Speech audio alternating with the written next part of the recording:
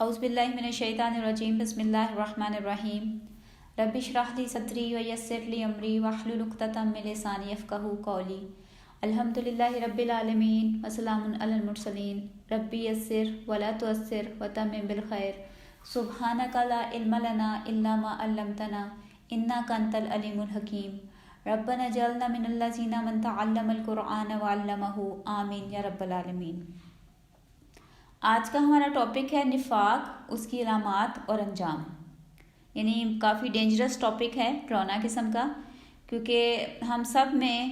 منافقت کا کچھ نہ کچھ کہنے کے لیول جو ہے وہ ہماری لائفز میں آ جاتا ہے اور ہماری عادات میں بھی شامل رہتا ہے۔ اللہ تعالیٰ ہمیں اس سے پوری طرح بچنے کی توفیق عطا فرمائے اور اپنے رحم و کرم کے ساتھ ہمیں پاکیزہ نفس عطا فرمائے، آمین۔ تو سب سے پہلے نفاق کا جو لفظ ہے اس کا معنی ہم دیکھ لیتے ہیں۔ نفاق کا جو لفظ ہے یہ نون فے کاف اس کا روٹ مادہ ہے، اور اس کے بہت سارے مفہوم عربی میں ہوتے ہیں، جیسے کسی چیز کا ختم ہو جانا، کسی چیز کا چلے جانا، مر جانا، اس مفہوم میں بھی یہ لفظ استعمال ہوتا ہے۔ اس کے علاوہ بہت زیادہ کہہ لیں کہ بازار کا پر رونق ہونا، کوئی چیزیں وہاں پہ بڑی اچھے طریقے سے، یعنی جیسے ہوتا ہے نا مارکیٹ بڑی اچھی فلرش کر رہی ہے، بہت چیزیں اس میں فروخت ہو رہی ہیں، بڑا پروفٹ ہو رہا ہے، اس مفہوم میں بھی یہ لفظ استعمال ہوتا ہے۔ اچھا، ایک یہ لفظ استعمال ہوتا ہے نفع کا جنگلی چوہے کے بل کے لیے، یعنی جنگلی چوہا جو ہے نا وہ اپنا بل بناتا ہے اور اس کے دو منہ رکھتا ہے، یعنی دونوں سائڈ پہ، دونوں سروں پر وہ اوپننگ رکھتا ہے کہ اگر ایک سائڈ سے کوئی دشمن اس پر حملہ کرے، کوئی بڑا جانور، تو وہ دوسری سائڈ سے نکل کے بھاگ جاتا ہے۔ اور اسی لفظ سے، یعنی اسی مفہوم سے پھر شریعت میں نفاق کا لفظ بنا کہ جس میں دوہری پالیسی یا دو رخی جو طریقہ ہوتا ہے اس کی طرف اشارہ کیا گیا کہ جیسے وہ چوہا بل کے دو سرے رکھتا ہے، دو اپنے راستے رکھتا ہے، اسی طرح یہ جو لوگ ہیں یہ دوہری پالیسی رکھتے ہیں کہ اگر جس گروپ کو فائدہ ہوگا، اگر مومنوں کو فائدہ ہوگا تو مومنوں کے ساتھ ہو جاتے ہیں، اگر کافروں کو فائدہ ہوگا تو کافروں کے ساتھ ہو جاتے ہیں، یعنی دونوں کے ساتھ اپنے روابط جو تھے وہ مینٹین رکھتے تھے۔ اسی طرح آج کی ہماری مسلمانوں کے جو ہمارا مسلمان کنٹری ہے پاکستان، اس میں بھی رہنے کے باوجود ہم لوگوں میں بہت زیادہ منافقت پائی جاتی ہے، تھوڑے سے دنیاوی فائدے کے لیے، تھوڑے سے کسی کہہ لیں کہ کوئی چیز زیادہ پروفٹ حاصل کرنے کے لیے ہم منافقت کر جاتے ہیں، یعنی جس بندے کو ہم منہ پہ بڑا اچھا کہہ رہے ہوتے ہیں، بڑی اس کی تعریفیں کر رہے ہوتے ہیں، اس کی کے پیٹھ پیچھے ہم اس کے بارے میں برائیاں بھی کر رہے ہوتے ہیں، اس کے کہہ لیں کہ اس کے لیے غلط حربے بھی استعمال کر رہے ہوتے ہیں، تو یہ سارا کچھ جو ہے یہ منافقت میں آ جاتا ہے، ڈوئل پالیسی میں آ جاتا ہے۔ تو اللہ تعالیٰ نے اس کو بہت زیادہ ناپسند فرمایا ہے، جیسے سورہ صف کے شروع میں آتا ہے یا ایھا الذین آمنوا لما تقولون ما لا تفعلون، کہ اے لوگو جو ایمان لائے ہو، لما تقولون، کیوں تم وہ باتیں کہتے ہو، ما لا تفعلون، جو تم کرتے نہیں، یعنی ایسی باتیں کیوں، ایسی ڈینگے مارتے ہو یا ایسی کیوں تعریفیں کرتے ہو جو اصل میں تم کام کرتے نہیں۔ اور پھر اسی سورت کی اگلی آیت ہے کبر مقتن عند اللہ ان تقولوا ما لا تفعلون، کہ اللہ کے نزدیک یہ بات بڑی ہی ناپسندیدہ ہے۔ کبر مقتن یعنی انتہائی بیزاری، انتہائی ناپسندیدہ ہونا، تو اللہ کے نزدیک یہ چیز انتہائی ناپسندیدہ ہے، اللہ تعالیٰ بہت زیادہ اس سے بیزار ہوتے ہیں۔ کس بات سے؟ ان تقولوا، یہ کہ تم کہو، ما لا تفعلون، جو تم کرتے نہیں، یعنی جو کام تم کرتے نہیں وہ تم اپنے بارے میں اس کو اپنے سے جوڑ لو اور اپنے اس میں بڑائیاں بیان کرنا شروع کر دو کہ جی میں تو یہ بھی کرتا ہوں، میں تو وہ بھی کرتا ہوں، تو یہ چیز اللہ کے نزدیک انتہائی ناپسندیدہ ہے، اللہ تعالیٰ اس سے سخت سخت بیزار ہوتے ہیں۔ اور پھر یہ اسی کہہ لیں کہ مرض کے حوالے سے یا اس نفاق کو ایک بیماری کہا گیا قرآن میں، فی قلوبہم مرض، یعنی ان کے دلوں میں ایک بیماری ہے، ایک مرض ہے۔ اور مرض بیماری جو ہے آپ کو پتہ ہے اس کی 4 سٹیجز ہوتی ہیں، یعنی سب سے پہلے تو یہ بات کہ آپ کو پتہ ہو کہ آپ کو کوئی بیماری ہے، جیسے ہوتا ہے نا کہ کئی دفعہ کچھ لوگوں کو کینسر ہوتا ہے لیکن انہیں پتہ ہی نہیں چلتا، پتہ آخری سٹیج پہ جا کے چلتا ہے کہ جب پھر اس کا کوئی علاج جو ہے وہ پاسبل نہیں ہوتا۔ تو اسی طرح کوئی بھی بیماری لے لیں، کوئی بھی کہہ لیں کہ ڈیزیز لے لیں، اس کی سٹیجز ہوتی ہیں۔ پہلی سٹیج ہوتی ہے آئیڈینٹیفیکیشن، کہ ایٹ لیسٹ آپ کو پتہ ہو، آپ آئیڈینٹیفائی کرو کہ آپ کو یہ بیماری ہے، یعنی فار ایگزامپل جیسے میں نے ابھی کینسر کی مثال دی، تو سب سے پہلے اس کی آئیڈینٹیفیکیشن ہے۔ اگر وہ آئیڈینٹیفائی ہی نہیں ہوگا تو اس کا تو علاج ہو ہی نہیں سکتا. جیسے ہم پہلے ڈاکٹر کے پاس بھی جاتے ہیں, کوئی ہمیں پرابلم ہے, کوئی پیٹ میں درد ہے, کوئی بھی مسئلہ ہے, تو ڈاکٹر سب سے پہلے کیا کرتا ہے, اس کو آئیڈینٹیفائی کرتا ہے. آپ کو کوئی کوسچنس کرے گا کہ اچھا یہ تو نہیں ہوتا, اچھا اس طرح کا مسئلہ تو نہیں ہے, یا پھر وہ آپ کو کچھ ٹیسٹ لکھ کے دیتا ہے کہ یہ ٹیسٹ کروائیں, یہ بلڈ ٹیسٹ کی رپورٹ آئے گی, تو پھر وہ آئیڈینٹیفائی کرتا ہے کہ اچھا پرابلم کیا ہے. ٹھیک ہے, سب سے پہلے کسی بیماری کی آئیڈینٹیفیکیشن ہوتی ہے. پھر آئیڈینٹیفیکیشن کے ساتھ یہ دیکھا جاتا ہے کہ بیماری کس سٹیج کی ہے. ٹھیک ہے, یہ بالکل سٹارٹنگ میں ہے یا وہ درمیانی سٹیج میں ہے, اس وقت علاج ہو سکتا ہے, پاسبلٹیز کیا کیا ہیں, اور یا پھر وہ بالکل اپنی آخری سٹیج میں پہنچ گئی ہے جہاں پہ کہ اب اس کا کوئی علاج پاسبل نہیں. تو اسی طرح پھر اس کی کچھ پریونشن ہوتی ہیں, اور یا کیور ہوتا ہے کہ کس چیز سے ہم کون سے کام کریں. جیسے ڈاکٹر کئی دفعہ ہمیں بتا دیتا ہے کہ آپ نے یہ والا خوراک جو ہے وہ استعمال نہیں کرنی, یہ ڈائٹ نہیں کھانی. مثال کے طور پر جن لوگوں کو خدا نخواستہ دل کی بیماری ہو جاتی ہے یا بلڈ پریشر کا مرض ہو جاتا ہے, تو ڈاکٹر انہیں منع کر دیتا ہے کہ آپ نے آئلی چیزیں نہیں کھانی, آپ نے نمک والی چیزیں کم سے کم استعمال کرنی ہے. ٹھیک ہے, تو یہ پریونشن میں آ جاتا ہے کہ وہ بیماری آئیڈینٹیفائی ہو گئی ہے, اب اس کی پریونشن جو ہے وہ ڈاکٹر بتا رہا ہے کہ یہ کریں, اور ساتھ میں کیور یعنی کچھ میڈیسن بھی دے دیتا ہے. تو یہ 4 چیزیں جو ہیں وہ ہر بیماری کے حوالے سے ہوتی ہیں. آئیڈینٹیفیکیشن, اور پھر اس کی سٹیج کو انالیسس کرنا کہ کس سٹیج پہ ہے یہ, اور یہاں پہ ہمیں کیا کیا پریونشن یا کیورز جو ہیں وہ اپلائی کرنے پڑیں گے. ٹھیک ہے, اب یہ ہماری جو منافقت ہے یہ بھی ایک بیماری ہے. اللہ تعالیٰ نے قرآن پاک میں کہا کہ فی قلوبہم مرض, ان کے دلوں میں ایک بیماری ہے. تو اس بیماری کی بھی پھر سٹیجز ہیں. نارملی ہم لوگ کئی دفعہ دوسرے لوگوں کو بڑی سخت الفاظ میں کہہ دیتے ہیں وہ تو ہے ہی منافق, اس نے تو جانا ہی جہنم میں ہے. تو اس طرح کے الفاظ جو ہیں وہ ہمارا حق نہیں ہے کہ ہم, کیونکہ نفاق تو اصل میں دل کی بیماری ہے نا, تو دل تو ہم کسی کا نہیں جان سکتے کہ اس کے دل میں کیا ہے. بظاہر کئی دفعہ کسی بندے کے جو بیہیویئر ہوتا ہے یا اس کے اعمال جو ہوتے ہیں وہ بڑے نیک لگ رہے ہوتے ہیں, لیکن اس کے دل میں کیا خرابی ہے, وہ دکھاوے کے لیے کر رہا ہے یا وہ کوئی فائدہ حاصل کرنے کے لیے کر رہا ہے, یہ چیز دل کا حال تو صرف اللہ ہی جانتا ہے. میں اور آپ, ہم میں سے کوئی بھی کسی دوسرے کے دل کا حال نہیں جان سکتے. ایون اگر کوئی بظاہر برے کام کرتا ہوا بھی ہمیں نظر آ رہا ہے, تو ہمیں کیا پتا کہ اس کے دل میں اچھائی ہو. ٹھیک ہے, تو ہم کسی کو یہ فتویٰ نہیں لگا سکتے کہ یہ تو منافق ہے اور اس نے جہنم میں جانا ہے. اور جیسے میں نے ابھی بتایا کہ ہر بیماری کی ڈفرینٹ سٹیجز ہوتی ہیں, تو نفاق کی بھی ڈفرینٹ سٹیجز ہیں. یعنی ایک سٹیج ہے جس میں بالکل بیسک سٹیج ہے, اور پھر اس کے بعد درمیانی ہے, پھر نیکسٹ ہے, اور پھر لاسٹ ہے. تو یہاں پہ بھی جو چھوٹی سٹیجز ہیں یعنی سٹارٹ کی سٹیجز ہیں, اس میں علاج ہو سکتا ہے, اس میں ہم اللہ تعالیٰ سے توبہ کر سکتے ہیں. بلکہ توبہ تو ہر چیز کے لیے اوپن ہے کہ اگر آپ اینڈ سٹیج پہ بھی ہیں, اگر آپ اللہ تعالیٰ سے سچے دل سے توبہ کر لیتے ہیں تو اللہ تعالیٰ تو ہر گناہ معاف کر دیتے ہیں, وہ تو بڑے رحیم و کریم ہیں. ٹھیک ہے, تو اس لیے ہمارا یہ حق نہیں ہے کہ ہم کسی کے بارے میں یہ کہیں کہ وہ تو منافق ہے اور اس نے جہنم میں جانا ہے. اچھا, منافقوں کی خصوصیات کیا ہیں؟ قرآن پاک کے ریفرنس سے آج میں زیادہ اپنی بات آپ لوگوں سے شیئر کروں گی. قرآن پاک کی ہم صورتوں میں سے جو آیات ہیں ان کا ریفرنس لیں گے اور اس کو سمجھنے کی کوشش کریں گے انشاءاللہ تعالی. تو منافقوں کی خصوصیات کے حوالے سے سورہ نساء میں آتا ہے یقولون بافواہہم ما لیس فی قلوبہم. سورہ نساء کی آیت نمبر 167 یعنی 167. یقولون وہ کہتے ہیں, بافواہہم اپنے منہوں سے, ما لیس فی قلوبہم جو ان کے دلوں میں نہیں, یعنی اپنے منہ سے ایسی باتیں کرتے ہیں جو ان کے دل میں نہیں ہوتی. ٹھیک ہے, یعنی منہ پہ کچھ اور دل میں کچھ اور. اسی طرح کی بات جو ہے سورہ فتح آیت نمبر 11 میں اللہ تعالیٰ نے فرمائی یقولون بالسنتہم ما لیس فی قلوبہم. وہ کہتے ہیں اپنی زبانوں سے, السنہ جو ہے یہ زبانوں کے لیے جمع کا لفظ عربی میں استعمال ہوتا ہے, لسان ان کی جمع ہے. بالسنتہم اپنی زبانوں سے وہ باتیں کہتے ہیں, ما لیس فی قلوبہم جو ان کے دلوں میں نہیں. ٹھیک ہے, اسی طرح کا پہلی آیت جیسے ہی مفہوم سیم ہی ہے. پہلے والے میں منہ کا لفظ استعمال ہوا اور اس میں زبانوں کا لفظ استعمال ہوا. پھر اسی طرح سورہ توبہ میں اللہ تعالیٰ فرماتے ہیں آیت نمبر 67 میں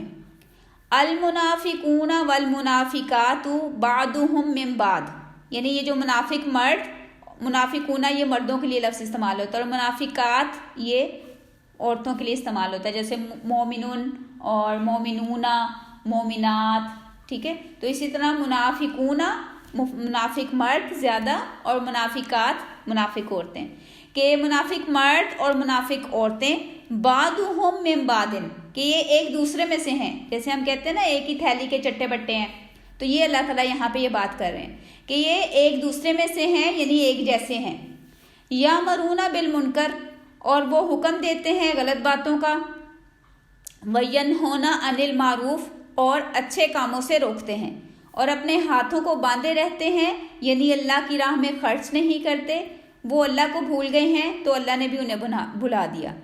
یقیناً منافق ہی بد کردار ہیں. یہاں پہ اللہ تعالیٰ نے ان کی یہ صفات بتائیں سورہ توبہ آیت نمبر 67 میں. اور پھر اسی طرح سورہ توبہ کی آیت نمبر 54 میں بھی ہے وَلَا يَأْتُونَ الصَّلَاةَ إِلَّا وَهُمْ كُسَالَىٰ، اور وہ نماز کے لیے نہیں آتے مگر اس حال میں کہ وہ سستی کرتے ہیں، یعنی بڑی بے دلی سے، بڑی سستی سے، نہ چاہتے ہوئے آ کے نماز کے لیے کھڑے ہو جاتے ہیں. نماز پڑھنے کو دل نہیں کر رہا لیکن سب کو دکھاوے کے لیے وہ نماز پڑھتے ہیں. اور اسی طرح پھر فرمایا وَلَا يُنْفِقُونَ، اور نہ وہ خرچ کرتے ہیں إِلَّا وَهُمْ كَارِهُونَ،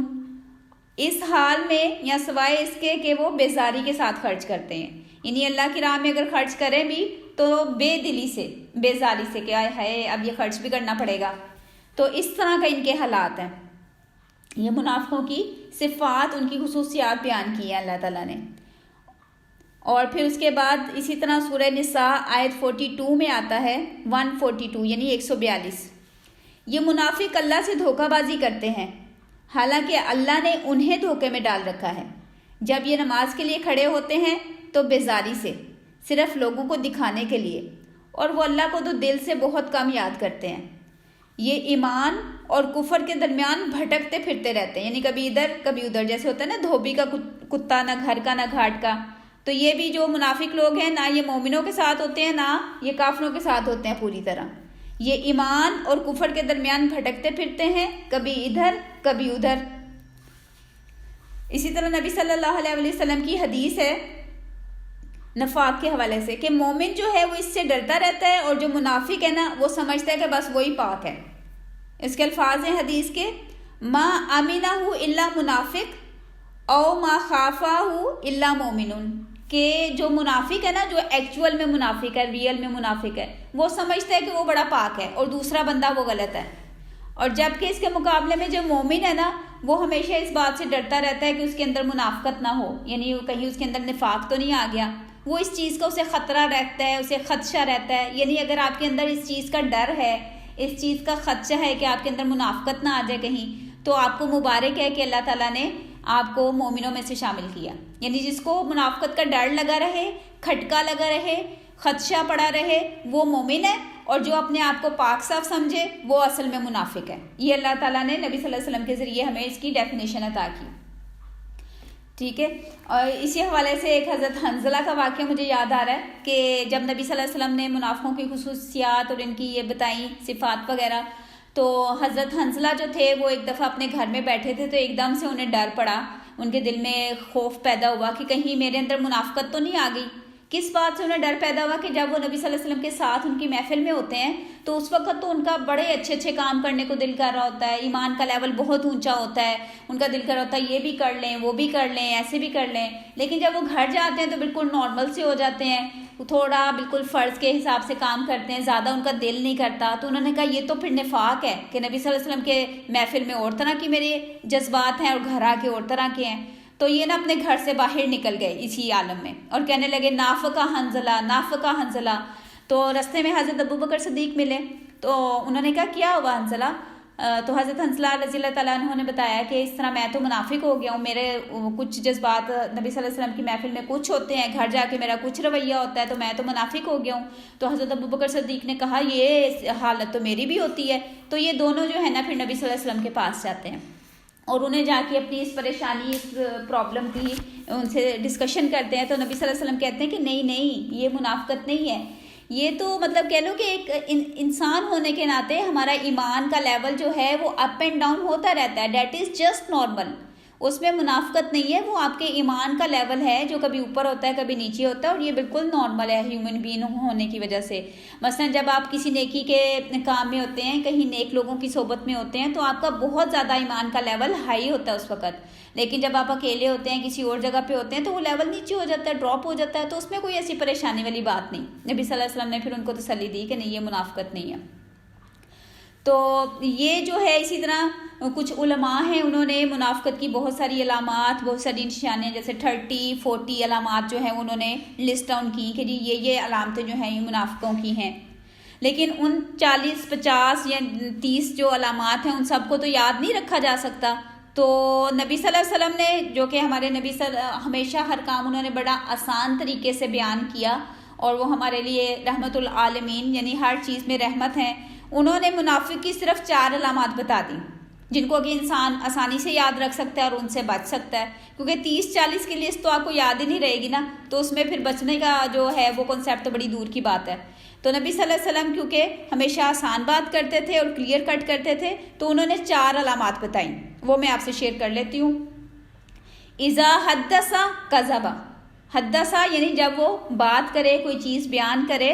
تو کذب تو جھوٹ بولے، یعنی ہمیں اپنی زندگی سے جھوٹ کو نکالنا ہے، فوکس کرنا ہے کہ ہم جھوٹ نہ بولیں، کیونکہ یہاں پہ منافق کی ایک صفت بتا دی گئی کہ اذا حدث کہ جب وہ بات کرتا ہے بیان کرتا ہے، کذب تو وہ جھوٹ بولتا ہے۔ اذا خاصم فجر، خاصمہ کہتے ہیں جھگڑنے کو، لڑائی کرنے کو، جب وہ جھگڑتا ہے، فجرا تو پھٹ پڑتا ہے، یعنی اپنے کنٹرول سے باہر ہو جاتا ہے، آپے سے باہر ہو جاتا ہے، اونچی اونچی بولنا شروع کر دیتا ہے، اس کو پتہ نہیں چلتا کیا کہہ رہا ہے، پھٹ پڑتا ہے۔ تو یہ بھی ایک جو ہے منافق کی صفت ہے، اس کی علامت ہے کہ جب وہ کسی سے جھگڑا ہو جاتا ہے اس کا، کیونکہ ایز اے ہیومن اس دنیا میں رہتے ہوئے جیسے کہتے ہیں نا جہاں پہ 2 بٹن پڑے ہوں گے وہ آپس میں ٹکرائیں گے ضرور، دنیا میں رہتے ہوئے ہمارا گھر میں یا جہاں پہ ہم جاب کرتے ہیں یا ہمارے بہن بھائیوں میں کہیں نہ کہیں کسی پوائنٹ پہ کوئی تنازع آ جاتا ہے، کنفلکٹ آ جاتا ہے، کہیں جھگڑا ہو جاتا ہے، لیکن جو منافق ہے وہ فجرا، وہ پھٹ پڑے گا، وہ برے طریقے سے ریئیکٹ کرے گا۔ یہ اس کی دوسری صفت ہو گئی، پہلی جھوٹ، دوسری پھٹ پڑنے والی، تیسری اذا تومنا خوانا کہ جب اس کے پاس کوئی امانت رکھی جائے، تومنا یعنی امانت رکھی جائے، خوانا تو وہ خیانت کرتا ہے، یعنی اگر اس کے پاس آپ نے کوئی امانت دی ہے، کوئی چیز رکھنے کے لیے، سنبھالنے کے لیے، ایک امانت تو یہ ہوتی ہے نا کہ آپ نے کوئی چیز کسی کو ہینڈ اوور کر دی کہ اس کا ذرا خیال رکھنا، جیسے کئی دفعہ کچھ لوگ آؤٹ آف کنٹری جاتے ہیں تو اپنا گھر کسی دوسرے کو امانت بطور امانت سپرد کر جاتے ہیں کہ تم اس کا ذرا خیال رکھنا، تو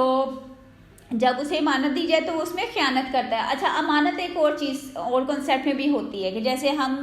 جو جاب کے لیے آتے ہیں تو یہ جتنے گھنٹے ہم نے جاب کی حامی بھری ہے یہ اب امانت ہے آفس والوں کی یا وہ لوگ جن کے ساتھ ہم نے کانٹریکٹ کیا ہے، تو اس کو بھی ہمیں پوری ایمانداری کے ساتھ اللہ تعالیٰ ہمیں توفیق دے کہ ہم اسے پوری ایمانداری کے ساتھ صرف ان لوگوں کے بینیفٹس کے لیے استعمال کریں جن سے ہم پیسے لے رہے ہیں، جن سے ہم نے اپنے اس وقت کا وعدہ کیا، ٹھیک ہے۔ تو اذا تومنا خوانا کہ جب اسے امانت دی جاتی ہے تو اس میں خیانت کرتا ہے، جیسے ہوتا ہے نا کچھ لوگ اپنی جاب پہ آ کر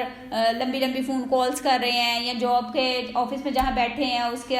بجلی اور ریسورسز جو ہے وہ غلط طریقے سے استعمال کر رہے ہیں، یا اگر جاب والوں نے گاڑی دی ہوئی ہے، پیٹرول دیا ہوا ہے تو اس کو اپنے گھر کے کاموں میں بچوں کو گاڑیاں پک کرنے جا رہی ہیں، بچوں کو اسکول چھوڑنے جا رہی ہیں، اسکول سے لینے جا رہی ہیں، یا جیسے اپنے گھر میں کوئی شادی ہے اس کے لیے آفس کی گاڑیاں استعمال ہو رہی ہیں، تو یہ ساری چیزیں جو ہیں یہ خیانت میں آ جاتی ہیں، ذاتو منا خانہ۔ اور چوتھی صفت نبی صلی اللہ علیہ وسلم نے بتائی، اذا وعد اخلفا کہ جب وہ وعدہ کرے تو اخلفا اس کا خلاف کرے، یعنی وعدہ خلافی کرے، وعدہ کو پورا نہیں کرتا، کہ اگر وہ کسی سے کوئی پرومس کرتا ہے یا کسی سے کوئی وہ کمٹمنٹ کرتا ہے تو اس کو پوری نہیں کرتا، اذا وعد اخلفا۔ تو یہ 4 صفات نبی صلی اللہ علیہ وسلم نے منافق کی بتائیں، 4 علامات کہ اذا حدث کذب، اذا خاصم فجر، اذا تؤمن خانہ و اذا وعد اخلفا۔ اچھا، اب سمجھنے کی بات یہ ہے کہ انسان منافقت کرتا کیوں ہے، یعنی اس کی ریزن کیا ہے، تو اس کی اصل ریزن قرآن پاک میں اللہ تعالیٰ نے خود ہی بتا دی، یعنی کہ تھوڑا سا دنیاوی فائدہ حاصل کرنے کے لیے انسان جو ہے وہ منافقت پر اتر آتا ہے یا نفاق شروع کر دیتا ہے، منہ میں کچھ اور دل میں کچھ۔ سورہ آل عمران میں اللہ تعالیٰ اس کو بیان کرتے ہیں، آیت نمبر 77 یعنی آیت نمبر 77 میں، وہ لوگ جنہوں نے تھوڑے سے فائدہ حاصل کرنے کے لیے اللہ سے کیے ہوئے عہد کو توڑ ڈالا، ان کے لیے آخرت میں کوئی حصہ نہیں، روز قیامت نہ تو اللہ ان کی طرف دیکھے گا اور نہ بات کرے گا، اور نہ ہی انہیں پاک کرے گا، ان کے لیے تکلیف دہ عذاب ہوگا۔ اللہ تعالیٰ ہمیں محفوظ رکھے۔ اللہم انی اعوذ بک من عذابک۔ ٹھیک ہے، یہ اللہ تعالیٰ یہاں پہ چیز انہوں نے کلیئر کر دی کہ تھوڑے سے دنیاوی فائدے کے لیے انسان جو ہے وہ منافقت کرتا ہے، اور منافقوں کے لیے یعنی اللہ تعالیٰ قرآن پاک میں ہمیں پتہ چلتا ہے کہ یہ وہ واحد کیٹیگری ہے لوگوں کی جس سے اللہ تعالیٰ انتہائی ناراض یا ان پہ انتہائی غصہ آتا ہے اللہ تعالیٰ کو۔ یعنی یہاں پہ قیامت کے دن کے حوالے سے بتایا کہ وہ ان کی طرف دیکھیں گے بھی نہیں اللہ تعالیٰ، اور نہ انہیں پاک کریں گے، نہ ان سے بات کریں گے، اور ان کے لیے تکلیف دہ، یعنی ایک تو خالی عذاب ہے لیکن دردناک عذاب، تکلیف دہ عذاب ہوگا۔ اللہ تعالیٰ ہمیں محفوظ رکھے۔ آگے سورہ نساء میں اللہ تعالیٰ فرماتے ہیں آیت نمبر 115 میں 115، اور جو کوئی ہدایت واضح ہونے کے بعد اللہ اور اس کے رسول کے خلاف چلے گا اور مومنوں کے طریقے کی بجائے کسی اور راستے کی پیروی کرے گا تو ہم اسے اسی طرف چلا دیں گے جس طرف وہ خود گیا، اور پھر اسے جہنم میں ڈال دیں گے جو کہ بدترین رہنے کی جگہ ہے۔ ٹھیک ہے، یعنی جیسے ہوتا ہے نا کہ ہمارے آج کل لوگ جو ہیں معاشرے میں زیادہ تر برٹش جو وہ ہیں ٹرینڈز یا ٹریڈیشن ان کو فالو کرنے کی کوشش کرتے ہیں، جو بھی وہاں پہ ایونٹ سیلیبریٹ کیا جاتا ہے جیسے ہیلوئن ڈے ہے، برتھ ڈے ہے، اس طرح کے بہت سارے ڈیز جو ہیں وہ ویلنٹائنس ڈے ہے، تو یہ سارے جو ڈیز ہیں یہ مسلمانوں کے تو نہیں ہے نا، یہ تہوار یہ تو عیسائیوں کے ہیں یا یہودیوں کے ہیں، کرسمس ہو گیا، تو یہ سارا کچھ جو ہے وہ ان سے لے کر فالو کرتے ہیں اور اس میں بڑا وہ فخر محسوس کرتے ہیں ان کو منانے میں۔ اب دیکھیں نا ویلنٹائنس ڈے پہ ہر جگہ پہ وہ لال لال لال غبارے، ہر ڈیکوریشن ریڈ کلر کی، آپ ہوٹلس میں چلے جائیں، آپ شاپس پہ چلے جائیں، ہر جگہ پہ ریڈ ریڈ قسم کی آپ کو غبارے، ہارٹس اور اس طرح کی چیزیں نظر آئیں گی۔ تو یہ سارا کچھ عیسائیوں کا طریقہ ہے، ہمارا مسلمانوں کا تو نہیں ہے۔ تو اللہ تعالیٰ یہاں پہ یہ بتا رہے ہیں کہ جو کوئی بھی مومنوں کے طریقے کی بجائے کسی اور راستے کی پیروی کرے گا تو ہم اسے اسی طرف چلا دیں گے، یعنی پھر وہ اسی چیزوں کو زیادہ اسی میں انوالو ہوتا جائے گا، آگے بڑھتا جائے گا کہ جس طرف وہ خود گیا، اس نے خود چوز کیا، چوائس کی، تو پھر اللہ تعالیٰ اس کے لیے ادھر کے راستے کھول دیں گے، اور پھر اس کا انجام بتا دیا کہ پھر اسے جہنم میں ڈال دیا جائے گا جو کہ بدترین ٹھکانہ ہے۔ یہی بات اللہ تعالیٰ سورہ آل عمران آیت نمبر 85 اور سے لے کر 88 میں بتاتے ہیں، یعنی 85 سے 88 تک۔ اور جس کسی نے اسلام کے علاوہ کسی دوسرے دین کی پیروی کی تو اس سے ہرگز قبول نہیں کیا جائے گا اور وہ آخرت میں نقصان اٹھانے والوں میں ہوگا۔ اللہ کیسے ان لوگوں کو ہدایت دے جنہوں نے ایمان لانے کے بعد کفر کیا؟ ان کی جزا یہ ہے کہ ان پر اللہ کی اور فرشتوں کی اور تمام انسانوں کی لعنت ہے، ہمیشہ اسی میں رہیں گے، اور ان سے نہ تو عذاب ہلکا کیا جائے گا اور نہ ہی انہیں مہلت ملے گی، یعنی اتنا سخت انجام ہے ان کے لیے۔ اور یہی چیز سورہ الانعام میں آیت نمبر 44 یعنی آیت 44 میں اللہ تعالیٰ بتاتے ہیں، پھر جب انہوں نے اس نصیحت کو بھلا دیا جو انہیں کی گئی تھی تو ہم نے ہر طرح کی نعمتوں کے دروازے ان پر کھول دیے۔ یعنی بڑی ڈینجرس آیت ہے یہ کہ آپ دیکھیں نا کہ جن لوگوں کے حالات بڑے اچھے ہوتے ہیں، بڑے امیر کبیر، اللہ تعالیٰ نے ہر طرح کی نعمتیں عطا کی ہیں، تو یہاں پہ اللہ تعالیٰ ان کا ذکر کر رہے ہیں کہ پھر جب انہوں نے اس نصیحت کو بھلا دیا جو انہیں کی گئی تھی تو ہم نے ہر طرح کی نعمتوں کے دروازے ان پر کھول دیے، یہاں تک کہ جب وہ ان آسائشوں میں جو انہیں عطا کی گئی تھی خوب مگن ہو گئے تو ہم نے اچانک انہیں پکڑ لیا، تب وہ بالکل مایوس ہو گئے، یعنی اب ان کا کوئی حال باقی نہیں تھا، کہیں ان کا ٹھکانہ نہیں تھا، کہیں سے ان کو مدد نہیں مل سکتی، بالکل مایوسی کے عالم میں آ گئے۔ اب اگلا ہمیں یہاں پہ موت کے وقت منافقوں کے حالات کی جو ہے ڈسکرپشن ملتی ہے قرآن پاک میں، سورہ محمد آیت 27 اور 28 میں 27 اور 28۔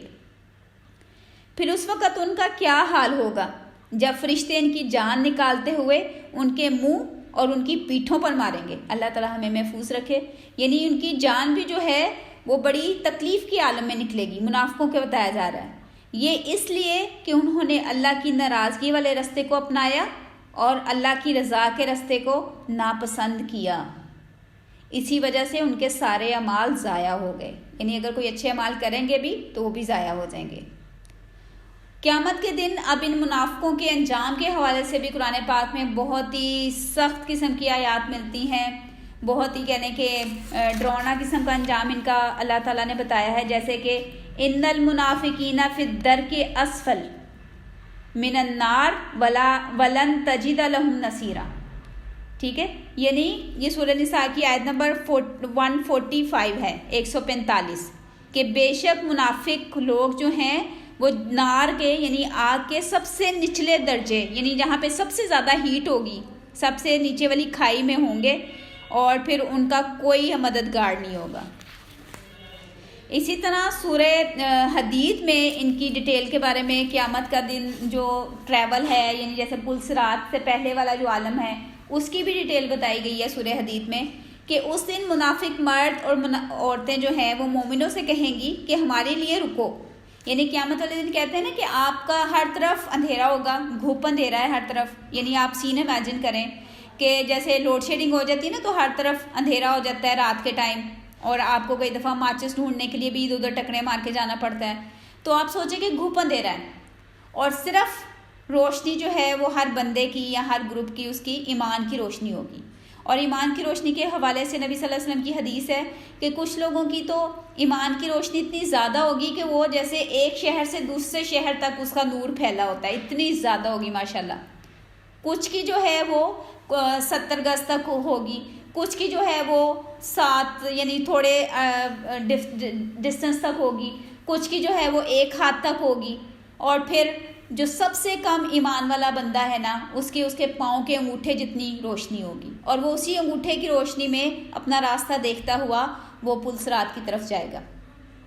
تو آپ سوچیں جیسے ہم موبائل کی ٹارچ نہیں چلا لیتے تھوڑی سی، آپ سوچیں انگوٹھے کی روشنی اتنی تقریباً اسی طرح ہی ہوگی۔ تو یہ اس دن کا سین پینٹ کیا جا رہا ہے کہ اس دن منافق مرد اور منافق عورتیں مومنوں سے کہیں گی کہ ہمارے لیے رکو۔ جیسے آپ امیجن کریں کہ کچھ لوگ ہیں، گروپ آف پیپل ہے، وہ جا رہے ہیں اندھیرے میں، اب ایک بندے کے پاس ٹارچ ہے یا موبائل کی روشنی ہے، ٹھیک ہے، باقی کسی کے پاس نہیں ہے، تو جن کے پاس نہیں ہے ان کی بھی کوشش ہوگی کہ جس کے پاس ٹارچ ہے اس کے ساتھ ہم بھی ہو کے گزر جائیں کہ راستہ نظر آتا جائے، ہے نا۔ تو اسی طرح یہ قیامت کا دن بتایا جا رہا ہے کہ اس دن ہر طرف گھوپ اندھیرا ہوگا، اور جو مومن لوگ ہیں وہ اپنے ایمان کے نور میں جا رہے ہوں گے آگے، روشنی دیکھتے ہوئے، راستہ دیکھتے ہوئے۔ تو یہ جو منافق ہے نا ان کی طرف گھوپ اندھیرا ہے، ان کا اپنا کوئی نور نہیں ہے، تو یہ مومنوں کو بلا کر کہیں گے کہ رکو، ہمارے لیے ٹھہرو تاکہ ہم بھی تمہاری روشنی سے فائدہ اٹھا لیں۔ مگر ان سے کہا جائے گا کہ پیچھے لوٹ جاؤ اور اپنا نور تلاش کرو، یعنی پیچھے لوٹنے سے مراد دنیا، کہ دنیا سے یہ نور آنا تھا اب یہاں سے نہیں ملے گا۔ پھر ان کے درمیان ایک دیوار حائل ہو جائے گی جس میں ایک دروازہ ہوگا جس کے اندر والی سائڈ پر رحمت اور باہر والی سائڈ پر عذاب ہوگا، یعنی ان کے اور مومنوں کے درمیان ایک بیریئر آ گیا۔ اور پھر وہ مومنوں کو پکار کے کہیں گے کیا ہم تمہارے ساتھ نہ تھے، یعنی دنیا میں تمہارے ساتھ اٹھتے بیٹھتے تھے، نمازیں پڑھتے تھے، روزے رکھتے تھے، تو مومن جواب دیں گے ہاں، مگر تم نے خود ہی جو ہے وہ فتنے میں ڈالا اور موقع پرستی اور شک میں پڑے رہے، اور جھوٹی امیدوں نے تمہیں دھوکے میں ڈالے رکھا یہاں تک کہ اللہ کا فیصلہ آ گیا، اور آخری وقت تک وہ بڑا دھوکے باز تمہیں اللہ کے بارے میں دھوکے دیتا رہا۔ وہ آگے سے جو مومن لوگ ہیں نا وہ یہ جواب دیں گے، اور پھر وہ کہیں گے لہٰذا، یعنی ایک آواز ہے کہ لہٰذا آج نہ تو تم منافقوں سے کوئی فدیہ قبول کیا جائے گا اور نہ ہی کافروں سے، یعنی منافق جو ہیں انہیں کافروں کے برابر کر دیا گیا، حالانکہ منافق لوگ مسلمانوں میں انکلوڈ ہوتے ہیں۔ تم سب کا ٹھکانہ آگ ہے اور وہی تمہاری سرپرست ہوگی، اور یہ بدترین انجام ہے۔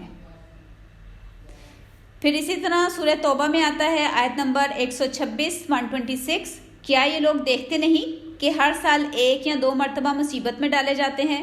مگر پھر بھی یہ توبہ نہیں کرتے اور نہ ہی نصیحت پکڑتے ہیں۔ پھر سورہ نساء کی آیت نمبر 138 یعنی 138 بشر المنافقین بان لہم عذابا علیما، کہ آپ منافقوں کو خوشخبری سنا دیں کہ ان کے لیے بڑا درد دینے والا عذاب ہے۔ بشر یعنی خوشخبری کا لفظ استعمال کیا تنزیہ طور پر کہ آپ کے لیے بڑی خوشخبری ہے، جیسے ہم عام بھی کہتے ہیں نا کوئی بری خبر ہو، لیں ایک اور خوشخبری سن لیں، تو یہ منافقوں کو اللہ تعالیٰ نے تنزیہ انداز میں کہا ہے کہ منافقوں کو خوشخبری سنا دیں کہ ان کے لیے دردناک عذاب ہے۔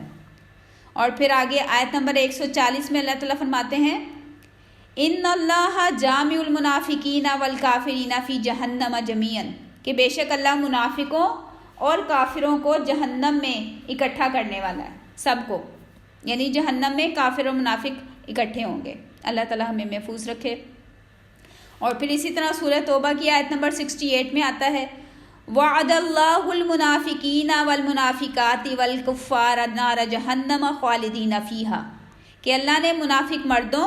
منافق عورتوں اور کافروں کے ساتھ جہنم کی آگ کا وعدہ کیا ہے، اور وہ ہمیشہ ہمیشہ اس میں رہیں گے۔ اور اسی طرح سورہ احزاب کی آخری آیت میں آتا ہے کہ اللہ منافق مردوں اور عورتوں کو، مشرک مردوں اور عورتوں کو عذاب دے گا۔ اور پھر سورہ فتح کے آیت نمبر 6 میں ہے کہ اللہ منافق اور مشرک مردوں اور عورتوں کو عذاب دیتا ہے جو اللہ کے متعلق برے گمان رکھتے ہیں، یعنی ڈاؤٹ فل رہتے ہیں، اور خود ہی اس پھیر میں آ جاتے ہیں۔ ان پر اللہ کا غضب اور اس کی لعنت ہے، اس نے ان کے لیے جہنم کی آگ تیار کر رکھی ہے جو انتہائی برا ٹھکانہ ہے۔ ٹھیک ہے، یعنی جگہ جگہ پہ قرآن پاک میں منافقوں کا برا انجام، ان کی سختی جو ہے وہ اللہ تعالیٰ نے بار بار کیوں بیان کی ہے؟ تاکہ ہم لوگ اس انجام کو دیکھ کر، اس کو پڑھ کے، سمجھ کے ان چیزوں سے اپنے آپ کو بچانے کی کوشش کریں۔ اسی طرح قرآن پاک میں 2 جگہ پر نبی صلی اللہ علیہ وسلم کو بتایا گیا کہ منافقوں کے لیے بخشش مانگنے کی یوز لیسنس، یعنی نبی صلی اللہ علیہ وسلم کو کہا گیا کہ آپ چاہے ان کے لیے دعا کریں یا نہ کریں، بیکار ہے۔ جیسے سورہ توبہ کی آیت نمبر 80 میں ہے، آیت نمبر 80، آپ صلی اللہ علیہ وسلم ان کے لیے بخشش مانگیں یا نہ مانگیں،